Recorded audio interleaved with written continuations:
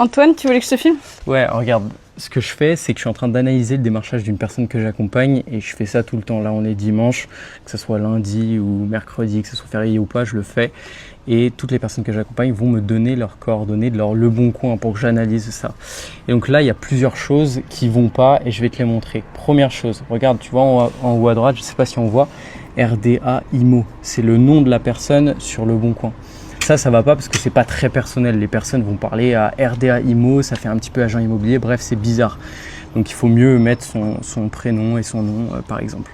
Ensuite, quelque chose qui est très important que je vais analyser sur les personnes que j'accompagne, c'est le volume de démarchage. Donc là, on voit qu'il y a eu 3 démarchages aujourd'hui, 4-5 hier. Et puis après, c'est 12 août, 13 août, très rapidement. En gros, le volume de démarchage, ce n'est pas suffisant. Ce qu'il faut, c'est entre 5 et 10 démarchages par jour pour être efficace et pour signer au minimum 1 à 2 appartements en sous-location par mois.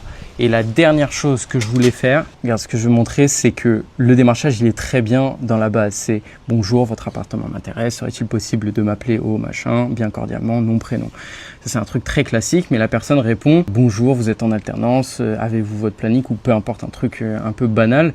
Et donc là, la personne, ce qu'elle va faire, qu'il ne faut pas faire, c'est qu'elle va essayer de discuter sur Le Bon Coin avec la personne à propos de la sous-location pro, expliquer un petit peu ce que tu fais, etc. Il ne faut jamais faire ça. Le seul but de la discussion sur Le Bon Coin, ça doit être d'amener vers un appel où en appel, on va discuter d'un petit peu ce qu'on fait et on va amener les choses très proprement au propriétaire pour qu'il ne s'inquiète pas tout simplement. Voilà, c'était mes petits tips en termes de démarchage. Si tu as des questions, tu as l'impression que tu ne fais pas les choses correctement en prospection, n'hésite pas à m'envoyer un message sur Instagram, on peut en discuter.